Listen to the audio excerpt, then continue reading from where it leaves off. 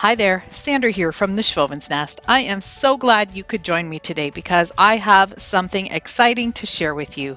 Sonja, my good friend over at Domestic Diva, is hosting a Spring and Easter DIY Decor challenge today. If you have not been over to see Sonja's channel, please go ahead and do so. I will have her channel link and the playlist link down in my description box. I live in Ontario, Canada, and we are just starting to experience a little bit of warmer weather. Some of the blossoms are starting to show, some of our trees are finally starting to bud. So I was really excited to participate in this challenge. What I'm doing here is just cutting off some of the old stems from other florals that I keep. Everything that I use, if I'm pulling off all of these little blooms, I always keep the stems, and it's a good thing I do because they came in really handy for this project. I love magnolia blossoms, so I have this stash of a whole bunch of different types, some pink, some white with pink, but these with the green centers are not that pretty. They're really floppy, and I decided that I would change these into a completely new flower. The first thing I'm doing is taking out this little cone shape that's bright green out of the center, and I'm able to very easily just pull it up a little bit and then give it a snip, and it just pops right off. So I'm going to do that for all of the flowers.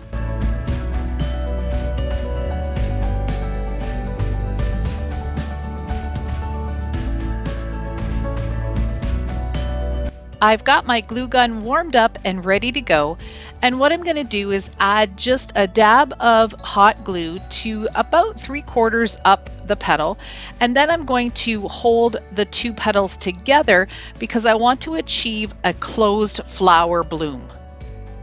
I'll continue gluing the petals together one after the other so they're nice and tight together. This will allow the petals to stand straight up.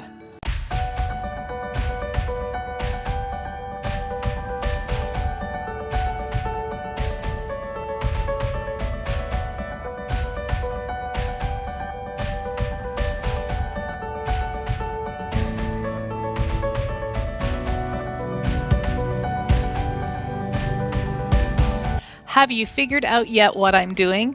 I'm creating a tulip.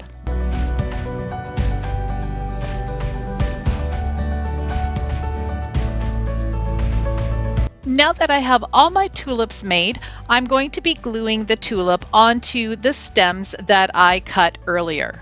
I'm just going to put a dab of hot glue at the end and then hold the flower onto the stem until the glue dries.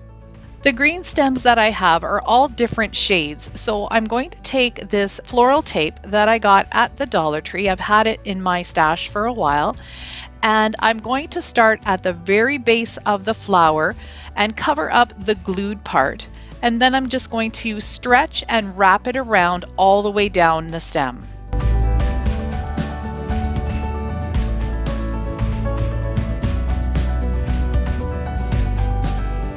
I was lucky enough to find these tulip blossoms at the thrift store way before Christmas. I had found this really big wreath that had a whole bunch of tulip stems on it, and I pulled off the tulips, but I kept the leaves because I knew at some point I would be doing something with them.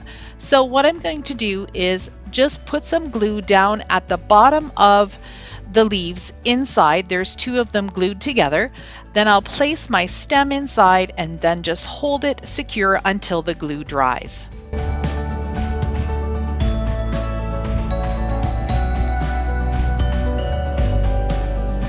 I grabbed this wooden box that I also had in my stash. It was from a previous project that I no longer want to use. So I'm going to take the hinges off because I also don't need the lid for this box.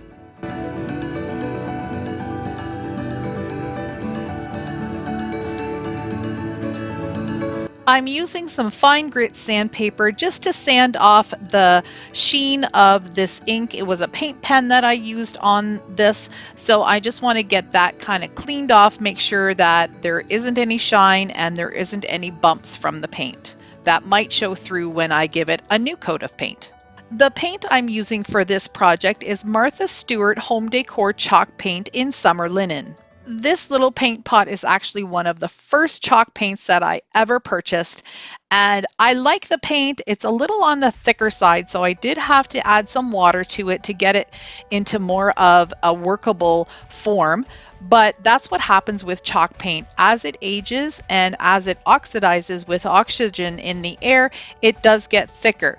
But because it's water soluble, you can go right ahead and thin it down to the desired consistency just using a little bit of water. I'll be giving the box 2 coats of paint.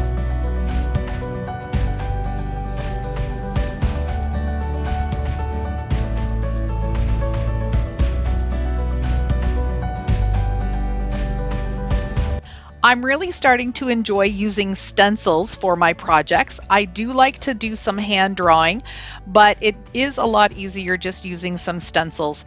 This one was from Hobby Lobby, and it is upside down, but it says Fresh Flower Market, Seeds, Stems, and Blooms.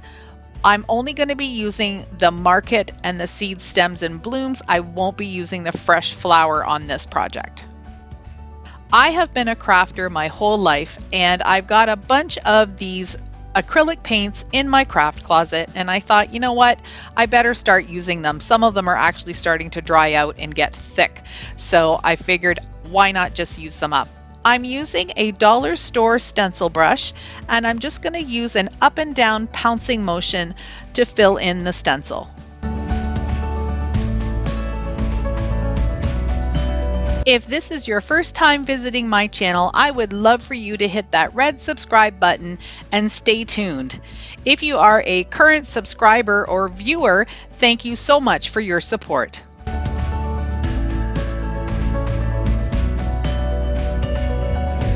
I'm using a dark gray for the flower and the little fleur-de-lis pattern in the center instead of the black. I just wanted to give it a little bit of variation.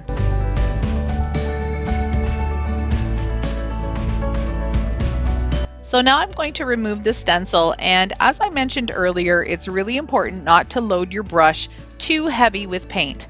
And as you can see here, I did load it a little bit too heavy.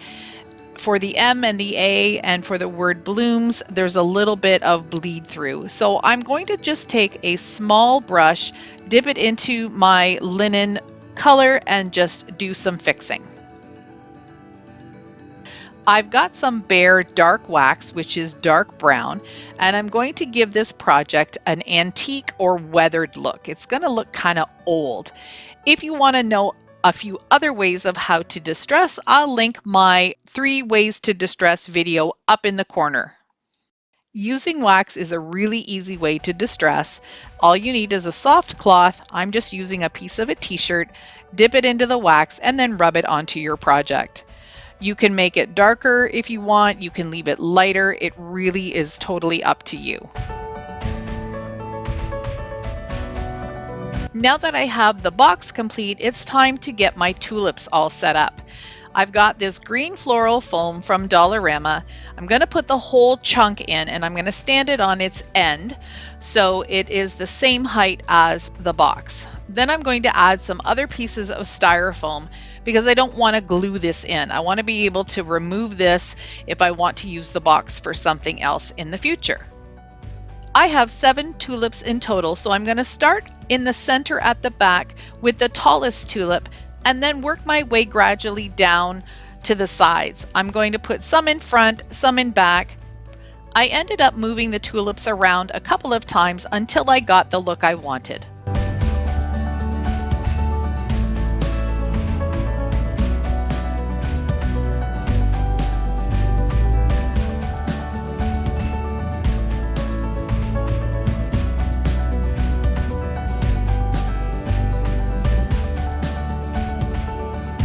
I'm using some Spanish moss just to fill in so you don't see the foam.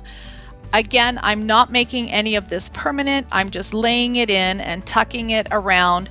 I like the way the Spanish moss looks because tulips, when they come up, they're coming up through leaves and sticks and dead branches from last year's season. So I think it was just an appropriate fit.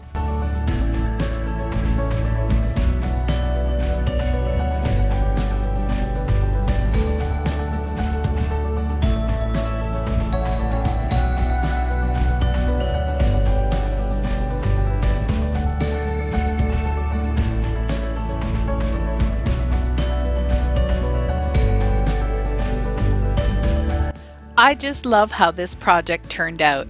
I'd like to give Sonja from Domestic Diva a big thank you for hosting this challenge. If you enjoyed the video, please subscribe to my channel, like, comment, and share. Don't forget to click the bell to get notified when I upload new content. Thank you so much for watching.